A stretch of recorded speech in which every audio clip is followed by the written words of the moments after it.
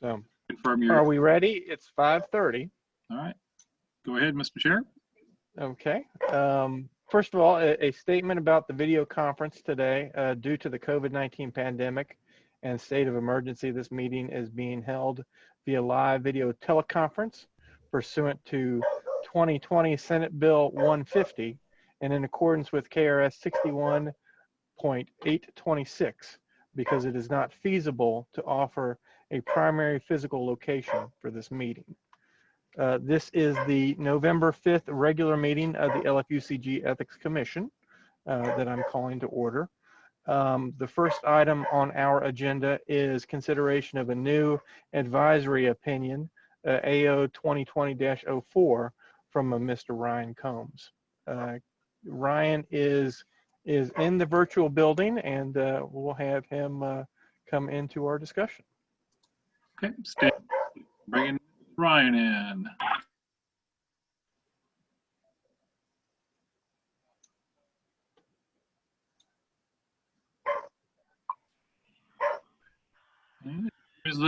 Ryan is in the meeting now. Very good. Ryan, my name is AJ Singleton. I'm chair here of the Ethics Commission, and we have received your request for an advisory opinion. And we note that you have marked to waive confidentiality, so at least with your and our discussion, we won't be in closed session.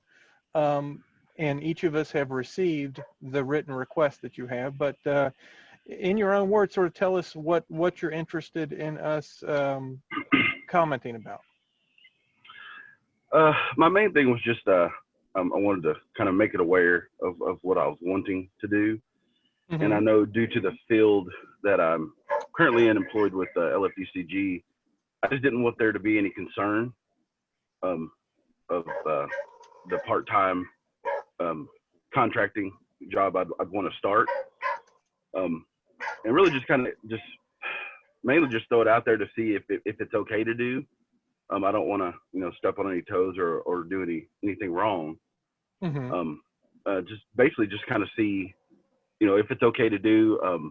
What I'm trying to do is more of like the excavation side, maybe some lot clearing, quality control inspections. My former job, I was a director of warranty and project manager for Andover Construction, a local construction company. And through the years, being director of warranty, I just kind of got used to, talk with homeowners and on maintenance of their home. And there's just a lot of people out there that just didn't know and know who to call and whatnot. So mainly just kind of offer quality control inspections. Like if they had some work done and they felt it wasn't done correctly, I could consult and say the repair was done correctly, or maybe they, should have look into this, this area a little better. Mm-hmm. And kind of like, I'm sorry, go ahead. No, go ahead, sir. Oh, and just mainly like home improvements, as far as seems kind of everybody's wanting to update their home nowadays more than build. So, and a lot of people have the idea of what they want to do. They just don't necessarily have the means to schedule and correctly have the steps to obtain that project or the completion of the project they're wanting. Okay. What is it that you do for the LFUCG Division of Code Enforcement? We handle nuisance complaints and housing complaints. Nuisance, for instance, is someone complains about a neighboring property hasn't mowed their grass, and we kind of enforce the code and ordinances of Fayette County. Mm-hmm.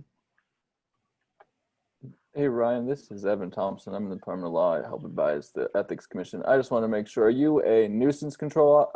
They used to have the distinction. I'm not sure if they do anymore recently, but are you a nuisance control officer or a code, or do you do the nuisance code or the structural housing code? Both. Oh. So I was brought in as a housing inspector, but they did tell me up front there would be some nuisance. Okay. So we kind of handle both, but we do have some officers that are just on the nuisance side. Yeah, that was my understanding. I just wanted to make sure whether or not you were one of those just nuisance side people. Okay. From a code enforcement standpoint, the stuff that you guys do, is there a distinction between, say, owners of the home, homes that the owners live in, and rental properties?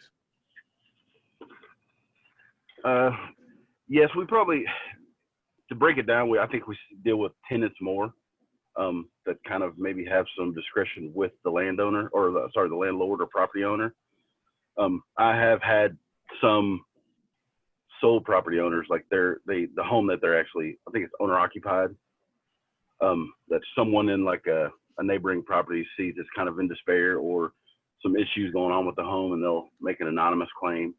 So we do have some of those, but I think the majority of it is the tenants that they're kind of have concerns that their landlord either isn't addressing it or maybe not addressing it in a timely manner. Well, I guess are the citations, if you will, to landlords of rental properties or owner occupied properties? Oh, it's sent to the property owner. Like, so if it is owner occupied, it's sent to that address. If it's a rental, it's usually, they have their address on PVA. It'll say like their address, AKA the house that's actually getting the complaint. Mm-hmm. So it's kind of both ways. Mr. Combs, this is Denotra Gunther. I believe that I read in your request that you would also do some of the construction. I mean, like that's what you do. Mm-hmm. Is that Well, is that? Well, as me personally, hands-on, or? Oh, I mean, no, you or someone you hire as a contractor. I mean, but I believe that your letter said, I mean, that your request said that you do renovations, repairs, those sorts of construction type of deals. Is that what you're saying that would be a part of this second job of yours? Oh, yes, ma'am. Sorry, I misunderstood you. Mm-hmm. Yes, it would be, I'm not going to say anything with a home, but it would be mainly geared around new residential if I can, but some existing if it came about.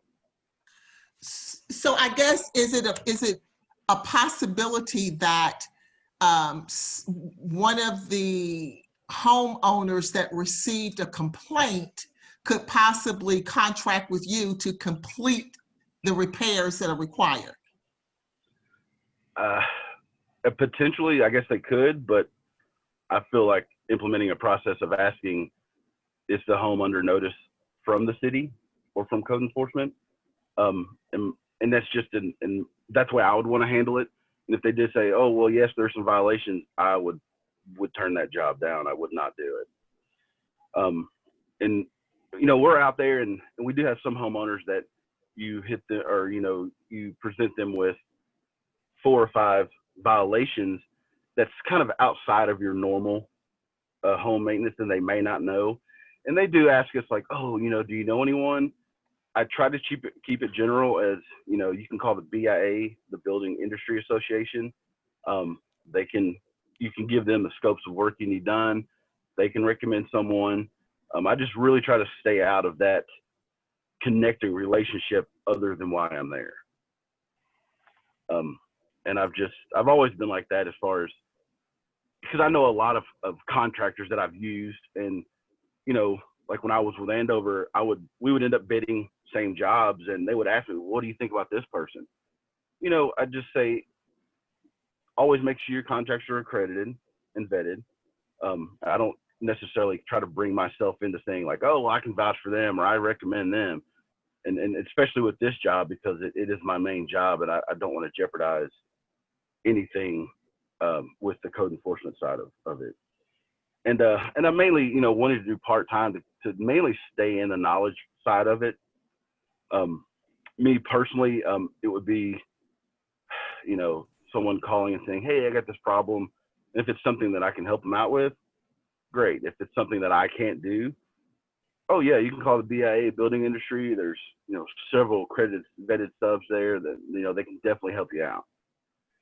And it's kind of, I think it's more of just me wanting to stay kind of in the construction field, but not have to deal necessarily what I dealt with when I was there. The move to code enforcement has been a night and day difference, as far as like, I mean, construction's stressful. Everybody understands that. And what I can do here is I'm still around houses, which, you know, I love, but, you know, you're not building that home for the person. You know, like, unfortunately, we do present them with some things that they have to get corrected.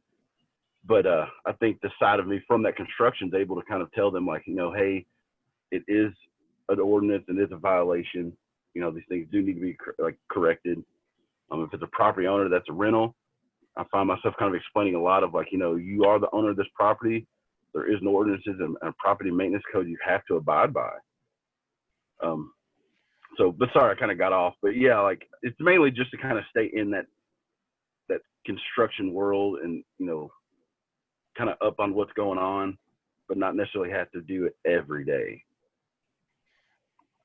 I appreciate it. Thank you.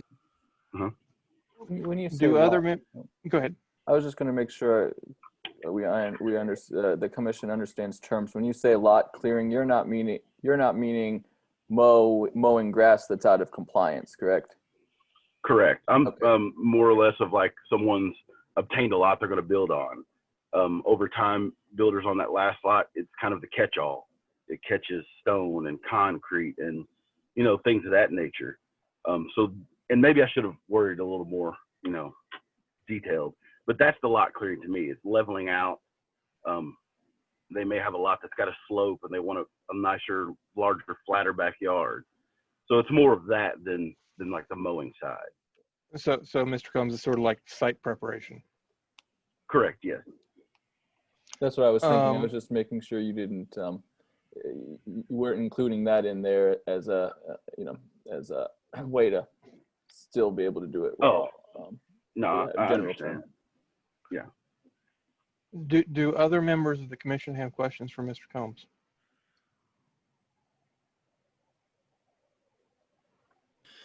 I have a quick one. My name is Devin Buckley, for Mr. Combs. In your position, is it geographic in terms, do you have like a territory that you cover, or are you citywide? I do have a territory. I am from High Street and go up to Winchester Road, up Liberty to Shinaway to Cooper to kind of Waller to Mason Headley, down Versailles Road and back to High. So I have the campus area.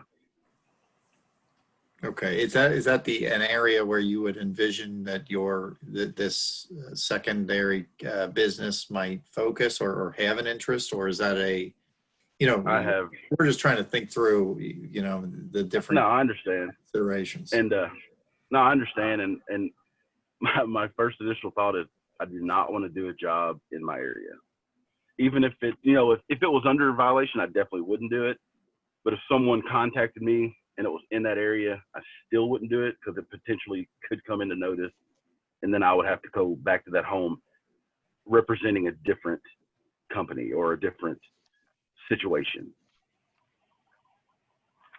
So I do not see myself doing any work in my area, no.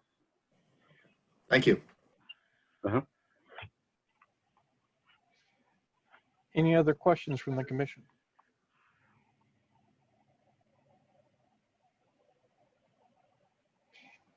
Hearing none, I'll entertain a motion to go into closed session so that we could discuss Mr. Combs' request. So moved. Seconded. I have a motion and a second. All in favor? Aye. Thumbs up. Any opposed? Okay, Mr. Combs, we're going to go into closed session so the group of us can discuss what we've heard. Okay, thank you. Okay, Brian, I'm going to move you into the waiting room Okay. now.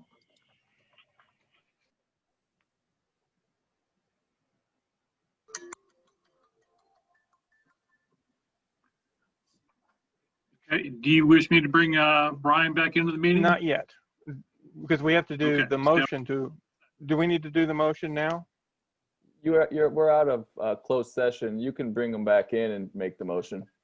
Okay, very good. Bring him back in. I Stand think by. his name is Ryan too. I don't think it's Brian. Yes, Ryan Combs. Stand by. He's coming back. And Ryan is back in. Mr. Combs, welcome back. We have discussed your request for an advisory opinion, and I'm going to entertain a motion that we draft an ethics opinion or an advisory opinion that'll set out for you some guardrails that we think that if you follow, you are likely to be able to do this consistent with the Ethics Act. Now, this is necessarily a hypothetical situation, and any number of factors could result in a violation of the Ethics Act. We're just doing our best to provide you some guidance as to what we think would probably be acceptable from this hypothetical situation. We've had a previous ethics opinion that addressed some of these very same issues, and so we're going to rely upon a lot of that as precedent.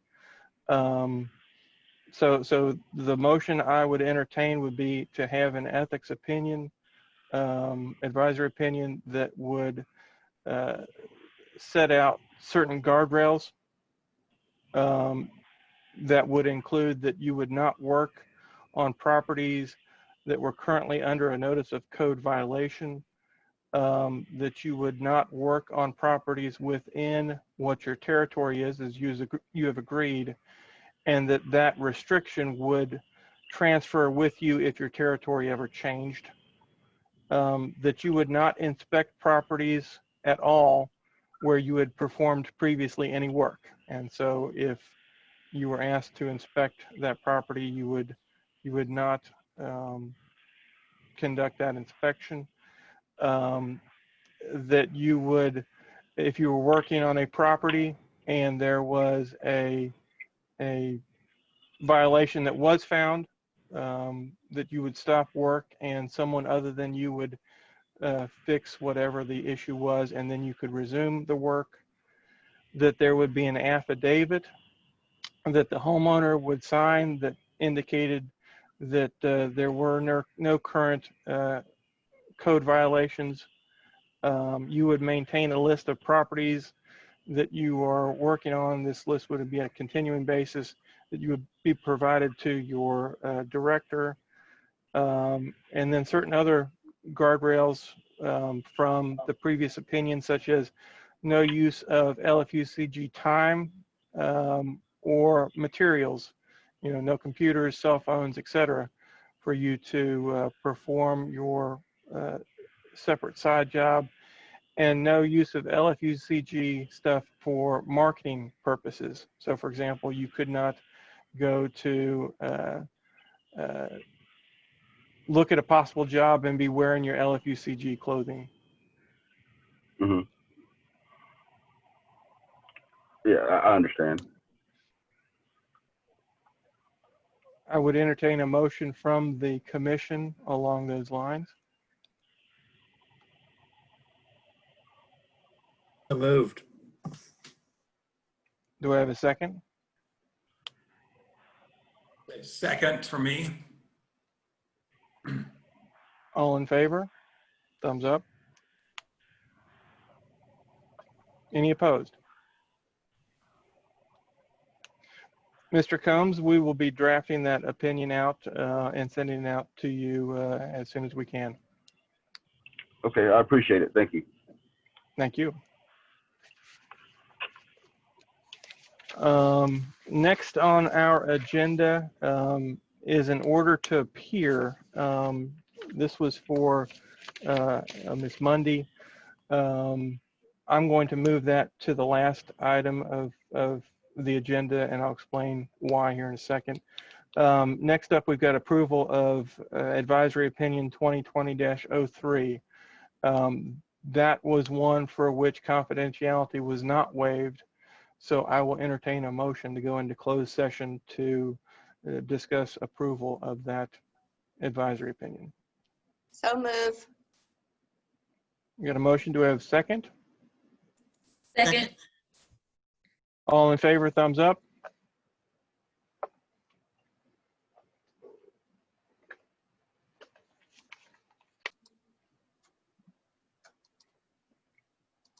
Okay, you're back in open session.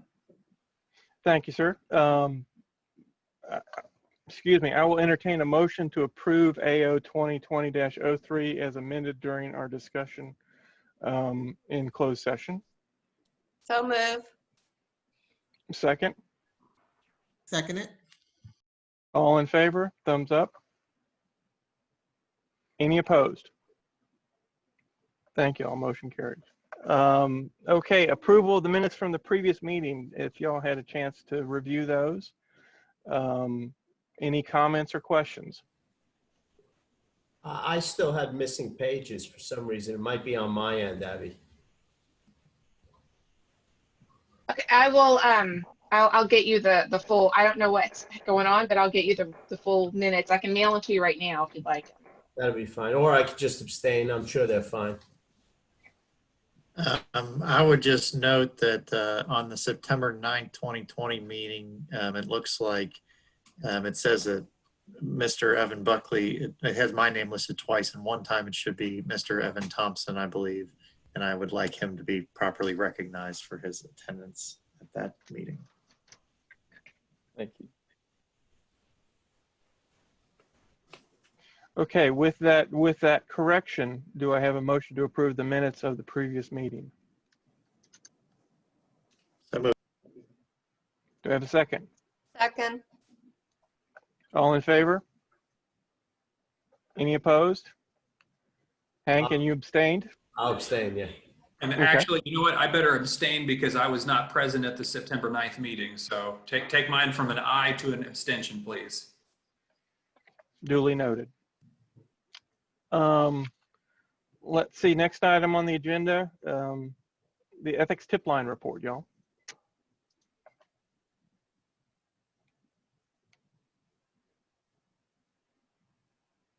I'm scrolling down just a minute. This is the tip line report from August, September, and October. I didn't see any of them with the case manager as the ethics commission or any potential ethics violations that are open as of October 31st, 2020, which is on page 20 of 21 in the packet. So essentially nothing in our sphere of influence. Yeah, yep. Okay. And of course, you guys all just get those because you're required to by ordinance. So that's, I always say that all the time because it's sometimes confusing since we rarely have anything that's ethics act related. You're one of the groups that get them every time. Okay. Thank you, Evan. Does anybody have any questions for Evan? Okay, then the next item, and I'm blending items 6 and 2, financial interest forms update. So as of now, we only have one that is still outstanding. We are working to get that one. We hope that it is in the mail right now. I've emailed, it's Karen Mundy, Miss Mundy, who started on the Planning Commission, and I've emailed her several times over the last couple weeks. And as of yesterday, I informed her that we had not received it yet, and she said that she had put it in the mail on Tuesday. So hopefully it's en route. Well, and she was also, Miss Mundy was also, there had been an order to appear that is on your agenda that was to take place today because we had not yet received the financial interest statement. I understand it's going to be my recommendation that we continue that order to appear for 2 weeks. And the reason that I make that recommendation is there was on her end apparently some either confusion and or she didn't get notice that she was to appear today, and contact was made by the law department with her today, and she was not going to be able to attend and claimed that she did not know that she was to attend today. And as Abby said, and as she told Evan as well, the form's in the mail. So it would be my recommendation to continue that order to appear for 2 weeks to allow time for the mail to run and for us to receive the form if she did mail it, and for the clerk's office to communicate with the law department, and then for the law department to communicate with me as chair when that form is received. If it is not received in 2 weeks, then we will reset the order to appear. She will receive notice by certified mail restricted delivery, because the certified mail envelope that she received was signed by COVID-19. That is the name on the signature block. So she will receive it by certified mail restricted delivery, she will receive it by regular mail, and she will receive it by email. It is my hope that it is indeed in the mail and we will not have to address it. And she informed me that she's dropped off a hard copy in June, and also she's attached a PDF to it. So this doesn't look like necessarily a case of somebody that's just ignoring us. So, you know, it's in my opinion, it's not something that we need to act on now, but we're going to give her, with your all's blessing, 2 weeks to make sure that we've got that. Does that seem acceptable to y'all?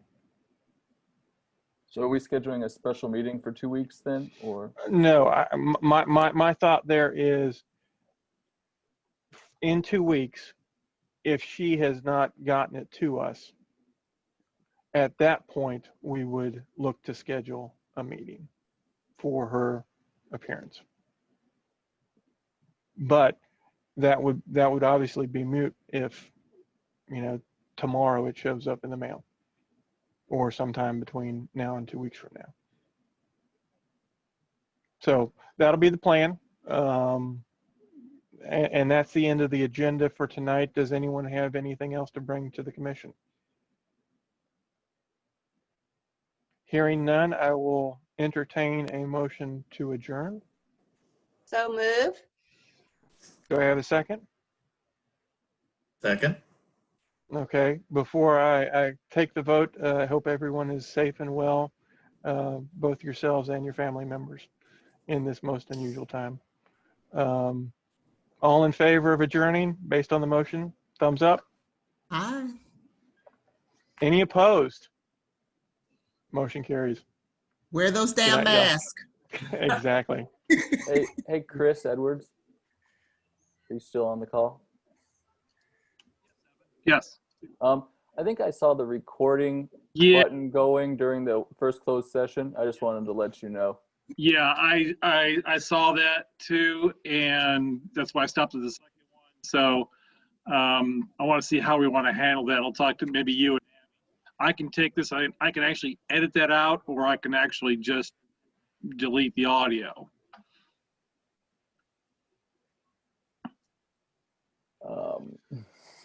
I would say edit it out. Yeah, I would say so too. So that would be my recommendation. Okay, I will just take. Especially if I'm doing this. Yeah. Yeah, that was gonna be my suggestion too. I was gonna talk. Yeah. Thanks for bringing it up, Evans. I was gonna talk to you all. I wasn't sure if you saw that. I just wanted to make sure.